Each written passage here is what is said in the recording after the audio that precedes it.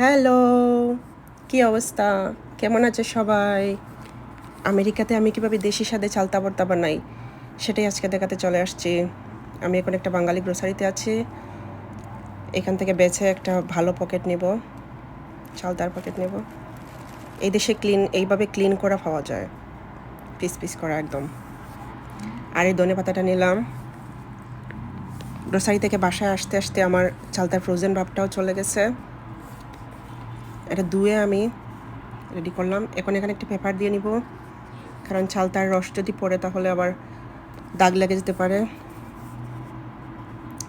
এই হামানদিস্তা নিলাম। আমি এখন হামানদিস্তা দিয়ে তেতলানোর কাজটা করব। একবারে সব না দিয়ে আমি অল্প কয়েকটা নিলাম প্রথমে। এখন আমি এগুলা তেতলাবো। দেশে যখন আমি এটা বানাতাম তখন সবাইকে নিয়ে কত মজা করে খেতাম। এই যে আমার এটা তেতলানো হয়ে গেছে। ভালো করে কিন্তু তেতলাতে হবে, তাহলে আসল স্বাদটা পাওয়া যাবে। এগুলো তেতলানো হয়ে গেছে। এখন আমি এগুলাকে একটা বাটিতে নামায় রাখবো এবং নতুন আরও কয়েক পিস নেব। একইভাবে ওইগুলোও আমি তেতলাবো।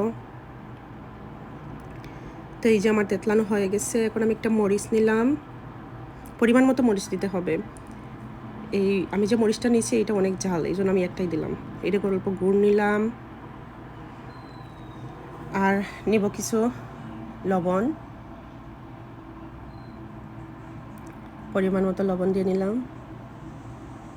এখন আমি এগুলা একটু অল্প একটু ধনে পাতাও দিলাম।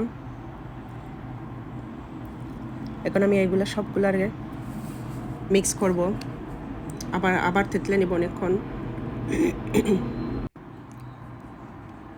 ভালো করে মিক্স করে নিব। আগে যেগুলো ছিল উঠে রাখছিলাম ওইগুলো এখন আমি এটার উপরে দিয়ে দিব। এই যে উপরে দিয়ে দিলাম। এখন আমি সবগুলারে ভালো করে মিক্স করব। এটা যত তেতলানো হয় ততই এইটা স্বাদ বাড়ে। সবগুলা একসাথে মিক্স হয় ভালো করে। এই যে হয়ে গেছে আমার বানানো। এখন আমি এটা নামায় নিলাম। এই যে রেডি হয়ে গেল আমার টক ঝাল মিষ্টি চালতার ভর্তা। এইটা শুধু আমার হাজব্যান্ড না, আমার শ্বশুর শাশুড়ি সবাই এটা লাইক করে। এখন পর্যন্ত যতজন আমার হাতে এই ভর্তাটা খেলো সবাই লাইক করে। তোমরাও বলবা কিন্তু তোমাদের কাছে কেমন লাগলো।